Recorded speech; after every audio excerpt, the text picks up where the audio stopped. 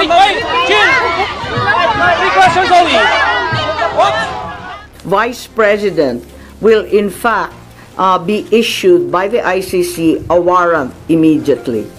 Yes, hindi na tayo nagugulat, no, na merong case na final. Everyone's entitled to their opinion. I disagree. Naangko sa listahan, daghan kaayo mi nga naa sa listahan sa ICC. Oh yes, clearly walay under ang gobyerno. Hindi na po siguro kataka-taka kung ganyan po ang kanyang magiging panuran, kanyang opinyon. Bago pa naman po siguro nag-hearing ay makikita na po natin kung saan ba ang gawi ni Senator Amy Marcos. Of course, ang palasyo dinideny kung ano man ang kanyang opinyon. Ngayon gusto namin makita na mafailan na ang kaso yung mga tao na may kasalanan sa kung anong nangyari sa pagdukot kay Pangulong Rodrigo Duterte. Ngayon, kung sasabihin ng administrasyon na hindi yon nila ginawa at hindi iyon political ang pagkuha nila kay Pangulong Duterte, dapat nakikita natin na may mga kaso ang mga tao nito. Nagpasalamat si Vice President Sara Duterte kay Senator Amy Marcos sa pagbubukas ng investigasyon sa Senado kaugnay ng nangyaring pagkakaaresto kay dating Pangulong Rodrigo Roa Duterte. Kaugnay nito, dumipensa ang Malacanang na wala silang natatanggap na opisyal na impormasyon mula sa International Criminal Court ukol sa umano'y listahan ng mga susunod na huhulihin. Giit ng palasyo, hindi sila nakikipag-ugnayan sa ICC, kaya wala silang ideya patungkol sa pahayag ng Vice Presidente.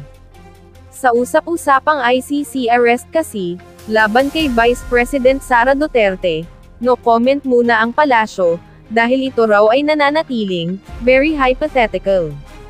Nilinaw naman ni VP Sara, na siya raw ay nangunguna sa listahan ng susunod na aarestuhin ng ICC, kasama na umano si Senator Bato de la Rosa. Maliban dito, ay kinumpirma rin ni VP Sara Duterte, na nakatanggap umano siya ng summons mula sa Office of the Prosecutor. Matatanda ang inirekomenda ng National Bureau of Investigation o NBI, ang paghahain ng grave threats at inciting to sedition charges, laban kay Vice President Duterte, sa Department of Justice o DOJ. Kaugnay ito ng umano'y banta niya kina President Bongbong Marcos, First Lady Liza Araneta Marcos, at House Speaker Martin Romualdez. Samantala, tahasang sinupalpal ni Attorney Princess Abante, si VP Sara Duterte sa aniyay pambabastos nito kay Congressman Benny Abante. Sa harap ng mga mamamayan at lokal na opisyal, hindi pinalampas ni Attorney Abante ang tila pangungutya ni VP Duterte sa kanyang ama. Nag-iwan din siya ng matalim na mensahe kay dating Manila Mayor Isko Moreno Domagoso, na pinasaringan niya dahil sa pagpayag na tumayo sa kanilang entablado si Duterte.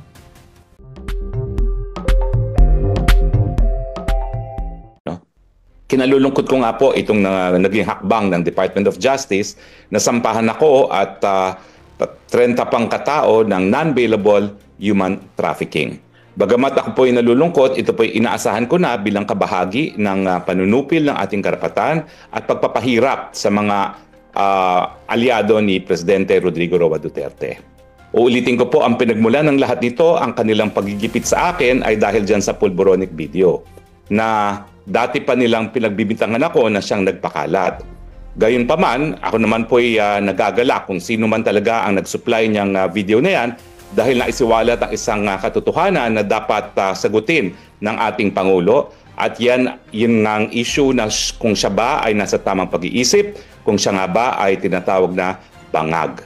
Nananatili pa rin na aking posisyon na hindi pa rin po talaga na patunayan na siya ay bangag. Pero kinakailangan sagutin na po ng Presidente ang paratang na yan. So bagamat itong pagpapakalat ng pulboronic video ang dahilan sa pagigipit sa akin, uulitin ko po, nagpapasalamat ako doon sa mga tao na nagsiwalat ng video na ito dahil importanteng masagot po ng Presidente yung paratang na yan dahil ito naman po ay hindi lang nanggaling sa pulboronic video, ito po ay sinabi na ng Presidente nung siya ay Presidente pa na may isang tumatakbong kandidato para Presidente na gumagamit ng pinagbabawal na gamot na inulit niya noong Enero ng taong nakalipas sa isang maisog rally. Nalulungkot din po ako dahil ako po ay palaki ng isang piskal na halos buong buhay niya ay ginugol para sa serbisyo dyan sa National Prosecution Service bago po siya na talaga bilang isang huwes. Grade school pa lang po ako ay palaboy-laboy na dyan sa DOJ, sa Padre Faro, lalong-lalo na dun sa lumang kantin. At nalulungkot ako na napilitan na sampahan ako ng kaso ang ating mga profesional na mga piskal. Bakit ko po nasabi na talagang pinilitan sila o piniressure na magsampa ng kaso? Unang-una po, ang pagsampa po ng kaso sa akin ay isang afterthought. Sa supplemental complaint affidavit lang po ako dinawit. Para bagang na-realize nila na nung nalaman nila na ako'y sa abroad, hindi nila ako mapapauwi, hindi nila makakancel ang aking passport sa pamamagitan lamang ng isang warrant of arrest na galing sa Kongreso. Dahil ayon sa passport law, kinakailangan merong order ang hukuman para i-cancel ang passport ko at ito ay dahil nga meron akong kaso at ang kaso nga tinasabi ng batas ay kaso sa korte at hindi kaso lamang sa Kongreso. Kaya hinabol po nila ang pangalan ko dyan sa supplemental counter affidavit, complaint affidavit na yan. Pangalawa, napakatagal po bago maresolba ng DOJ yaang complaint affidavit ng PNP. Dapat po yan within 90 days. Yan po ay nakasaad sa kanilang rules. Pero ako po ay nagsumite at ang case was submitted 3rd of December. Umabot po ng halos 4 na buwan or almost 1 month later ang pagre-result nila. Ang aking tingin po dun sa extra month na lumipas bago ma-resolve yan, talagang na-pressure yung members ng prosecution panel.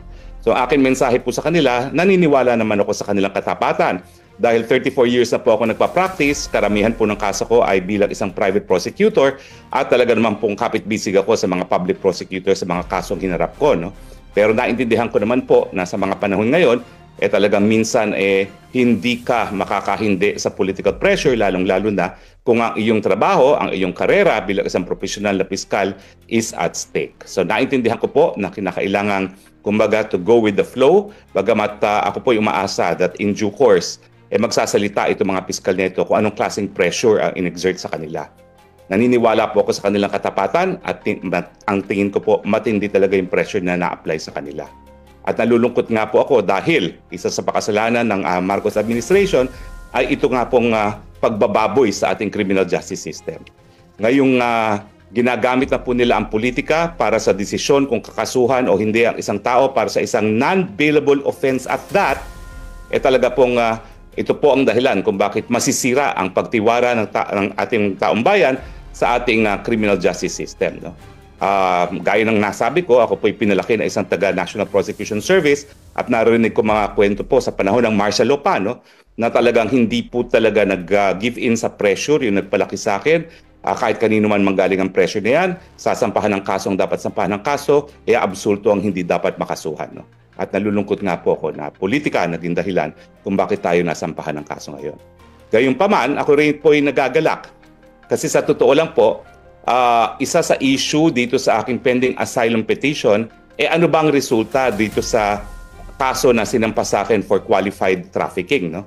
Ang tinatanong sa akin dun sa mga nakausap ko na, nakabahagi ng immigration dito sa Netherlands is habang wala pang resulta yung kasong sinampa ng PNP sa akin for qualified trafficking na non-bailable, mahirap nilang desisyonan yung aking kaso for asylum. Bagamat, kompletong-kompleto pong sinumiti ko, halos 1 metro po ang taas ng mga papeles na didokumento ko at halos po 400 euros ang aking ginastos pagpa-xerox lang ng 1 copy ng mga dokumento, kasama na po yung buong file ng kaso na nakabinbin o na-desisyonan na ngayon ng DOJ, no, para sa human trafficking.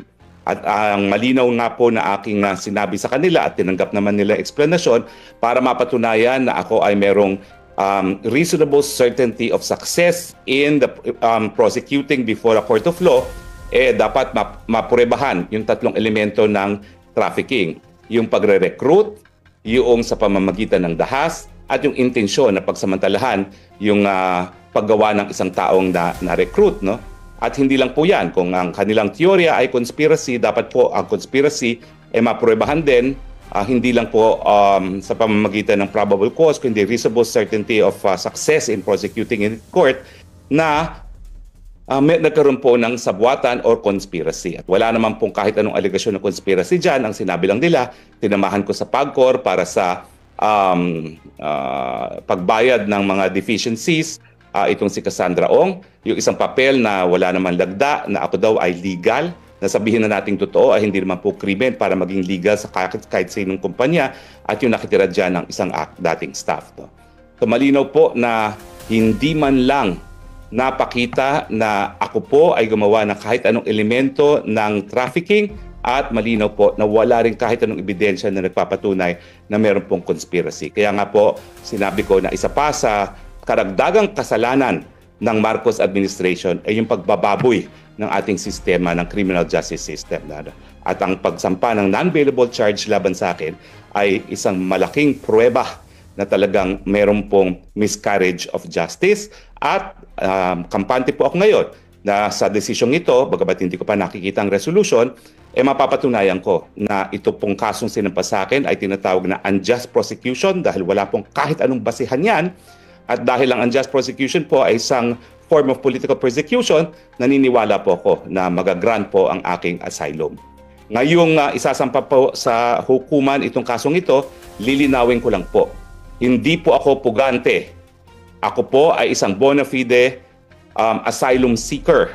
At ang karapatan naman na humingi ng asylum ay aking karapatan bilang isang mamamayan ng mundong ito. Ito po ay napaka-importanteng karapatang pangtao which literally makes the difference between life or death. No?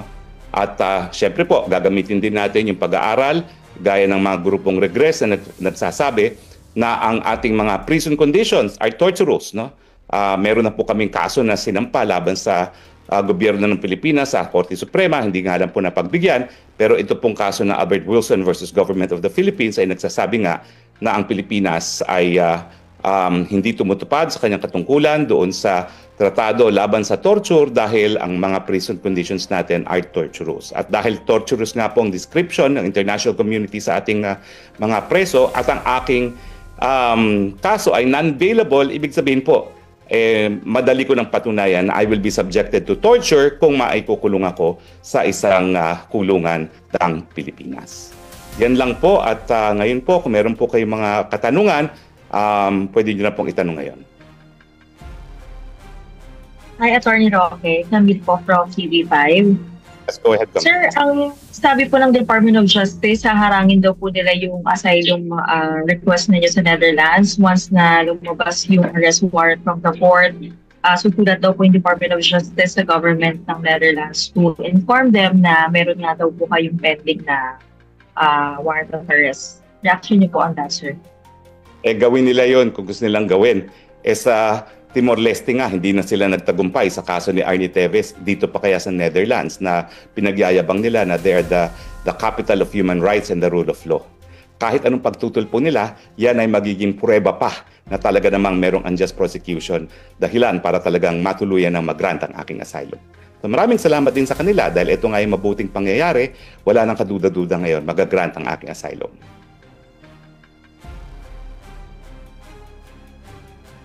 Okay, meron pa kayong mga katanungan? Thank you po, sir. Yan ang point na lang.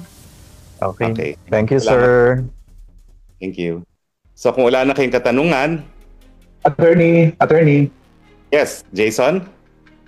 Yes po. Attorney, gusto ko lang po itanong, sa tingin niyo po ba itong sinampa po sa inyo ng Department of Justice ay may kinalaman po ito sa mga pamilya Duterte since kilala po kayong kalyado ng mga Duterte, lalo na kay Vice President Sara Duterte at naging secretary rin po kayo, bahagi po kayo ng kabinete ni dating Pangulo Rodrigo Duterte. Wala na pong ibang dahilan sa kanilang pagsamba ng kaso na non-bailable laban sa akin kung hindi ang aking malapit na relasyon sa pamilyang Duterte. Gaya ng aking sinabi kanina, talagang pinag-iinitan nila ako sa mulat-mula doon pa lang sa Quad Committee ng Kongreso dahil akong pinagbibintangan nila na nagpakalat nitong pulvoronic video. Alam ko po yan dahil ako naman po ay naging kongresista at yan ang nagiulat sa akin ng mga malalapit kong kaibigan sa Kamara. At ang sabi pa nga nila, hindi nila titigilan ang pamilyang Duterte at ang kanilang mga aliado hanggang hindi na sila tuluyang mapulbos. At bago pa nila sinimulan itong Quad Committee hearings, sinabi na sa akin ng mga kasama ko sa Kongreso dati kung anong plano na. plano nila no, na ipakulong si Presidente Duterte sa Dahig, na ipa-impeach at patanggal si VP Duterte bilang Vice President, ipakulong si Congressman Pulong at si Attorney Mans Carpio para sa non-bailable offense, at nadawit nga po ako dahil sa Polboronic video. Ngayon po, sinampahan ako ng non-bailable human trafficking. Sir, lastly po, ito rin po ba yung may kinalaman po sa May 12 elections at maging sa nalalapit na po na 2028 presidential elections? Well, nagkaroon ng isang report naman po talaga, isang pahayagan dyan sa Maynila, no, na nagsasabi na talaga meron silang o-plan para nga sirain ang mga pamilyang Duterte at kanilang mga aliado. Sa tingin ko, sa mga nararatipang panahon, marami pang mga pangyayari. Nagsalita na po ang VP Sara na kabilang ang kanyang pangalan sa mga tao na aarestuhin ng ICC. Actually, sinabi ko sa kanya na may nakalap rin akong impormasyon dito sa Netherlands, kaya lang hindi ko pa pinarating sa kanya dahil kumukuha ko ng second confirmation. No? Pero nagulat nga ako na bagamat hindi ko pa mismo rin report sa kanya, nakuha na niya yung balita. No? So, ang balita ko po ay merong dalawa na-issue na warrant of arrest, at bagamat hindi pa ako nakakakuha ng kumpirmasyon na isa sa dalawa si Vice President Duterte, yan po yung naunang ulat na natanggap ko na hinahanapan ko pa ng second at saka third verification. No? So, nakasaad din doon sa OPLA, no? Nagagastos sila ng 8 billion para tuluyang matalo mga kandidato ng Duterte at ang kanilang mga supporters, at syempre, narariyan yung katunayan na single out naman nila yung dalawang kandidato ng Duterte, si Senator Bongo at si Senator De La Rosa, para maaresto rin ng ICC. Maraming salamat, Attorney. Maraming salamat, Jason. Okay? So, maraming... Sir, sir, pasensya na, hindi ko nasagap kung nasagot yung kanina. Pero paano nyo po didepensa ng inyong sarili dun sa case na isinampa ng DOJ kung kayo ay nandyan? Siguro hindi nyo naman ite-telegraph yung ninyo, yung punches, but still, how do you intend to defend yourself po? Well, 34 years of legal practice naman po ako, no? And also a professor of law at the University of the Philippines College of Law. So alam ko naman po mga remedyo. Hindi ko po tatakasan yan. Haharapin ko pa rin po sila sa korte dahil meron naman pong karapatan ng kahit sinong mamamayan magsampa ng petisyon pag nagkaroon ng grave abuse of discretion. Ang kahit sinong taong gobyerno. At kapag sila ay nagsampa ng non-bailable na kaso, na walang kaebidensya, in my mind, that is grave abuse of discretion.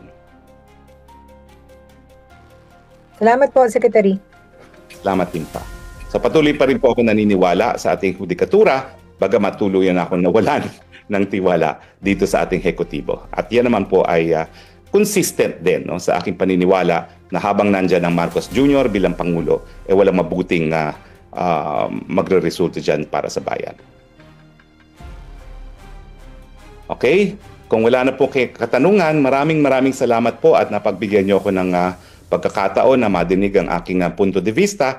Ang aking masasabi lang po sa mga supporters ng Duterte at yung mga naniniwala sa akin, kapit bisig po tayo dahil naniniwala ko that in the end, the good will always prevail over the evil. Maraming salamat. Sir? Yes. Sir, sorry, yung grave abuse of discretion, paano yun? Kailan plano ninyong mag-file? Kailan po yun? Wala pa po ako natatanggap na resolution eh. Nakakalungkot na dito sa Pilipinas, nauuna pa ang media kaysa doon sa mga partido sa kaso na nalalaman ng mga desisyon. No? So, something has to be done about this. No? I don't think it should be right that parties to a preliminary investigation will find out about the decision against them from the media. No? Hanggang ngayon po, wala pa ako natatanggap. So, kapag may yung resolution ng DOJ, tapos parang bago pa mag-issue ng resolution ng court na kung may sa arrest warrant, probable cause, ganun, sir? Everything is speculative now kasi hanggang ngayon nga po hindi ko pa alam kung ano talagang resolution ng korte ng prosecution panel. Dahil talaga naman ako nalungkot nang nalaman ko may ganyang desisyon kasi naniniwala talaga ako doon sa katapatan lalong-lalo na nung chair ng prosecution team, no? At gaya na aking sinabi, matindi talaga siguro yung pressure na in-apply sa kanila. Pero yung delay sa pagre-resolve ng kaso ay napapakita na talaga nagkaroon ng alinlangan, no, sa pagpa-file ng kaso laban sa akin. No? So hayaan muna nating ma-receive ko yung resolution na yan. Ang aking sinasabi bilang abogado, I will continue to avail of judicial remedies. So hindi po ako magiging pugante. I am not evading arrest. I will be exercising my rights to avail of judicial remedy and exercising my rights as a human being under the International Convention on the Rights of Refugees and Asylum Seekers. Okay, sir. Thank you. Balitaan nyo na lang kami, sir. Abang-abang lang kami. Okay, maraming salamat po talaga sa inyo. Thank you, sir. Have a good day to everyone.